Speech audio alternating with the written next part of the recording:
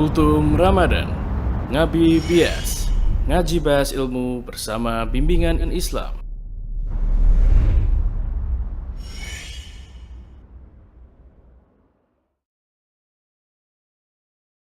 Bismillahirrahmanirrahim. Assalamualaikum warahmatullahi wabarakatuh. Alhamdulillah, alhamdulillah wassalatu wassalamu ala Rasulillah wa ala alihi wa sahbihi wa mawalah wa ba'd. Ikhwatal iman, ahbakumullah, saudara-saudaraku sekalian yang mencintai sunnah dan dicintai oleh Allah Azza wa Jal. Berbicara tentang puasa, maka pembahasan kita tidak hanya seputar hukum, hikmah, syarat, dan juga pembatal-pembatalnya saja. Tapi kita pun juga bicara tentang adab-adab puasa. Dan puasa memiliki beberapa adab, yang mana pahala puasa tidak akan sempurna kecuali dengan menyempurnakan adab-adabnya pula. Di sini para ulama telah membagi adab-adab puasa menjadi dua. Di sana ada adab yang wajib, berarti harus dan tidak bisa ditinggalkan. Sifatnya beriringan dengan puasa itu sendiri. Sebagaimana puasa itu wajib, maka di sini adab yang menyertainya pun juga wajib. Begitu pula di sana ada adab yang sifatnya sunnah, sifatnya anjuran. Dan insya Allah yang menjadi bahasan kita pada pertemuan kali ini adalah adab yang sifatnya wajib. Adab yang harus dan tidak boleh ditinggalkan.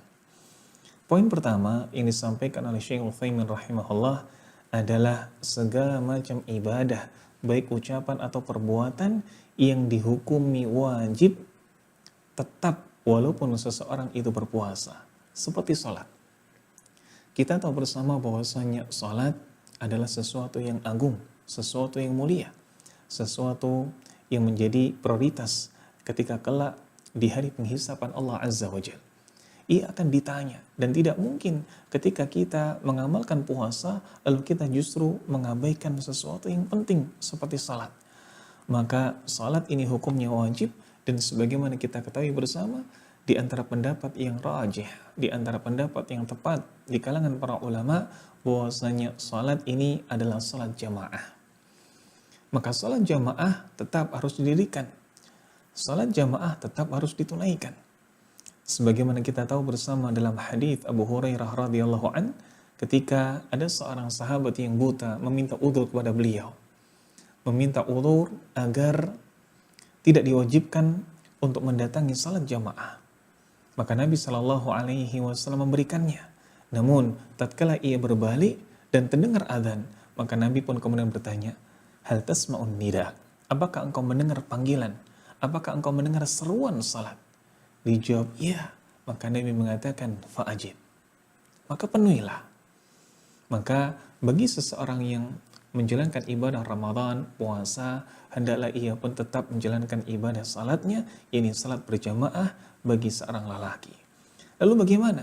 Ketika dalam kondisi-kondisi sulit, seperti wabah yang melanda dan lain sebagainya.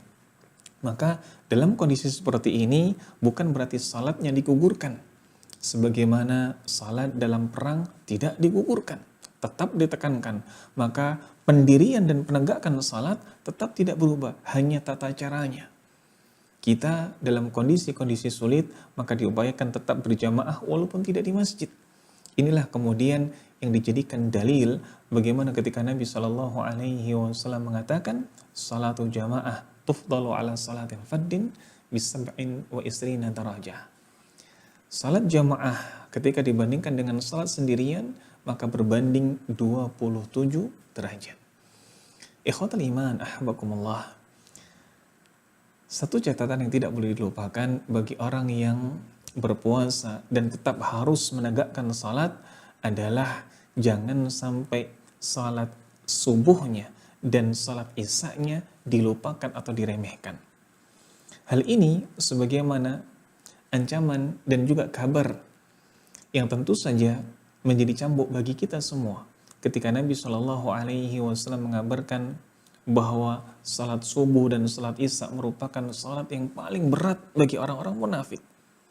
Maka ketika puasa, subuh biasanya dikalahkan oleh rasa kantuk. Isya biasanya dikalahkan oleh rasa kenyang. Maka jangan sampai kita sebagai seorang muslim hendaklah memperhatikan kedua salat ini dan mendapatkan keduanya dalam prioritas-prioritas kita agar kita tidak tergolong dari orang-orang munafik. Adab berikutnya, adab yang kedua yang termasuk di antara adab-adab wajib adalah meninggalkan dusta. Jangan sampai ketika kita berpuasa, benar kita tidak menelan sesuatu, kita tidak melakukan hubungan badan, tetapi keluar dari lisan kita adalah perkataan-perkataan dusta. Padahal Nabi SAW mengatakan, wa iyyakum wal kadhib. Jauhilah kalian perkara-perkara dusta.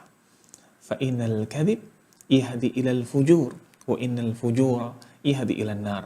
Karena perkataan dusta tadi kelak akan mengantarkan pelakunya pada neraka. Na'udzubillah min dzalik.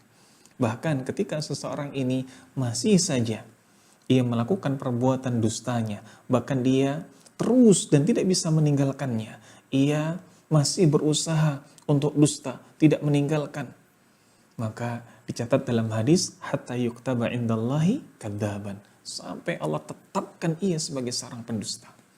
Berikutnya, adab yang perlu ditekankan lagi, dan ini hukumnya wajib. Selain menjaga diri dari sifat dusta, dia pun juga menjauhkan dirinya, lisannya dari ghibah. Apa itu ghibah? Ini membicarakan orang lain atas hal yang tidak diinginkan oleh saudara kita tersebut. Maka ghibah ini sesuatu yang sangat berat sekali. Syariat Islam memandangnya. Ada sebuah kisah dan sebuah hadis yang menarik. Ini ketika malaikat Jibril alaihissalam mengatakan kepada Nabi SAW ketika proses Isra dan Mi'raj. Maka Nabi SAW melihat seseorang yang mencakar wajahnya.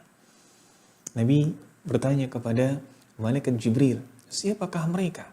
Maka Jibril mengatakan, haula'il ladzina ya'kuluna luhuman nas. Mereka itu adalah orang-orang yang memakan daging mereka, yakni daging manusia. Wa yaqa'una fi a'radihim, dan mencelakakan harga diri mereka, melukai harga diri mereka. Ikhwatul iman, ahbakumullah.